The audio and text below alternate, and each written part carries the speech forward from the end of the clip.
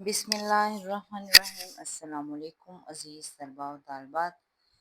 9th class 1 by 1 हमारे आखिरी lesson जो हैं उनका सफ़र जारी है और हम लोग तकरीब सेकंड लास्ट लेसन पे हैं। इसके बाद हमारे लेसन्स जो हैं ख़त्म हो जाएंगे और हमारी बस दो नज़में रह जाएंगी। गज़ल की तशरीह भी हम कर चुके हैं, गज़लें भी कंप्लीट हो चुकी हैं।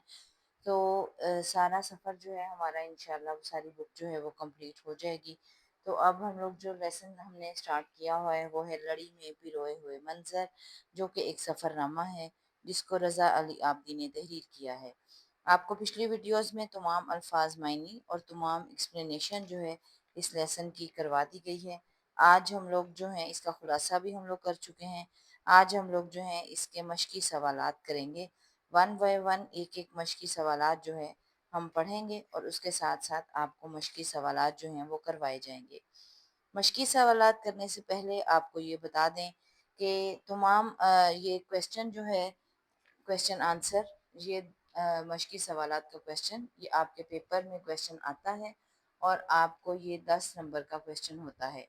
हर क्वेश्चन जो है ये 2 मार्क्स का होता है और आपने उसको प्रॉपरली जो है वो लिखना होता है। ये कोई 6 7 का आपका जो है नहीं है पेपर। आप 9 क्लास में हो गए हैं तो आप एक प्रॉपर आंसर जब तक नहीं लिखेंगे आपको उसके मार्क्स नहीं मिलेंगे। मसलन अगर 2 मार्क्स का है तो आप अगर 1 वर्ड में कोई आंसर आ रहा है तो उसको सिर्फ एक लफ्ज़ नहीं लिखेंगे, बल्कि आप 1 या 2 लाइनों में अपना आंसर को कोशिश करके कंप्लीट करेंगे। और ये कैसे करना है, आपने ये अपनी कॉमन सेंस को इस्तेमाल करना है कि इसमें हम मज़ीद एक लाइन और कौन सी ऐड कर सकते हैं कि एक प्रॉपर आंसर भी बन जाए और वो इर्रेलेवेंट भी ना हो। रेलेवेंट भी होना चाहिए, टू द पॉइंट होना चाहिए, लेकिन एक लाइन की बजाय ज़्यादा से ज़्यादा 2 लाइनों में जो है आपका ये आंसर जो है वो होना चाहिए। कभी कभी होता है कि बिल्कुल ही कोई ऐसा ही क्वेश्चन आ जाता है जिसमें मजीद आप एक लाइन ऐड कर ही नहीं सकते, तो उसका आंसर टू दी पॉइंट होगा। अदरवाइज आपको खुद से कोई ना कोई उससे रेलिवेंट लाइन जो है वो लाजमी लिखनी पड़ेगी।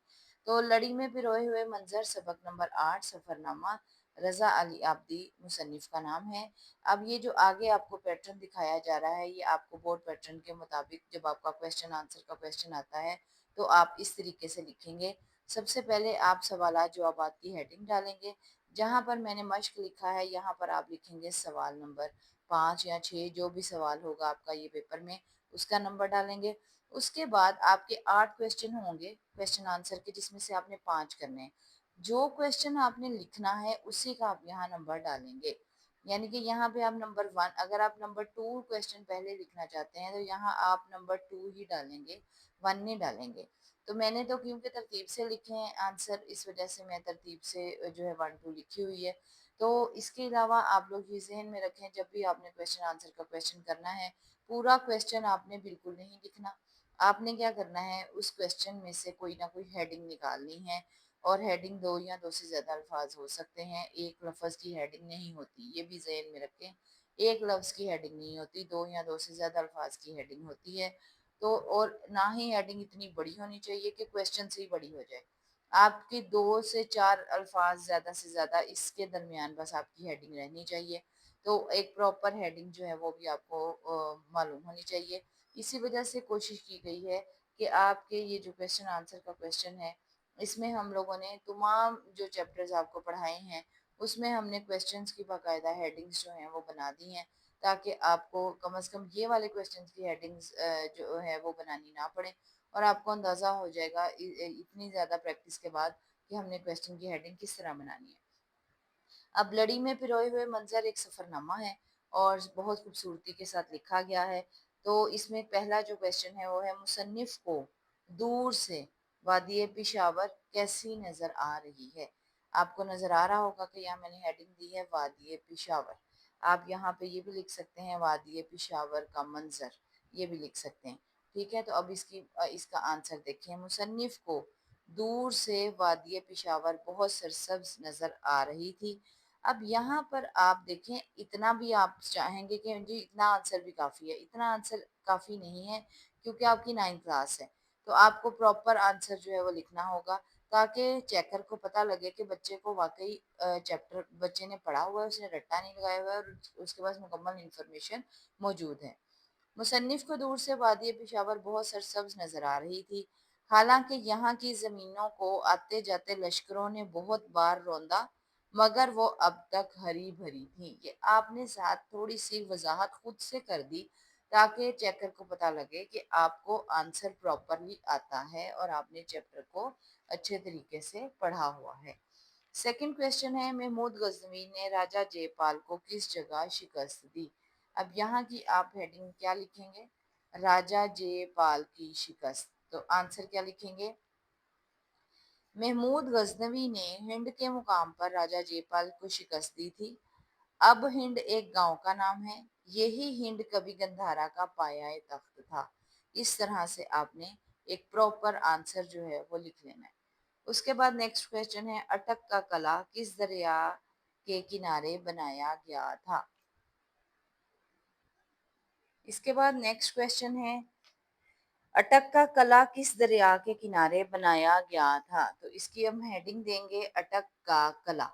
अटक का कला दरियाए सिंध के किनारे बनाया गया था क्योंकि चलते चलते इसका काफिला दरियाए सिंध के किनारे अटक गया था। इसी निस्बत से इस इलाके का नाम अटक भी रखा गया। यहाँ से आप थोड़ी सी करेक्शन कर लें, क्योंकि चलते चलते अकबर का काफिला दरियाए सिंध के किनारे अटक गया था। इसी निस्बत से इस इलाके का नाम अटक भी रखा गया। इस तरह एक प्रॉपर आंसर जो है आपने अटक के ये का किला जो है दरियाए सिंध के किनारे बनाया गया, उसका आंसर आ गया। उसके बाद नेक्स्ट क्वेश्चन है, क्वेश्चन नंबर 4। वो कौन सा बादशाह था जिसे जगहों के नाम रखने का बड़ा शौक था? अब इसी का आंसर हमने इधर भी दिया है, तो इसी के मुतालिक जो है ये आगे आंसर है, जो कि हमने बादशाह अकबर जो है उसे बहुत शौक था जगहों के नाम रखने का। बरे सगीर पाको हिंद के बादशाह का नाम अकबर था, जिसे जगहों के नाम रखने का बहुत शौक था। मसलन वाह, अटक और खैराबाद उसी के रखे हुए नाम हैं। अब आप इतना आंसर भी लिख सकते थे कि बरे सगीर के बादशाह अकबर ने तमाम नाम रखे हैं, लेकिन आपको 7 एग्जांपल्स भी देनी पड़ेंगी।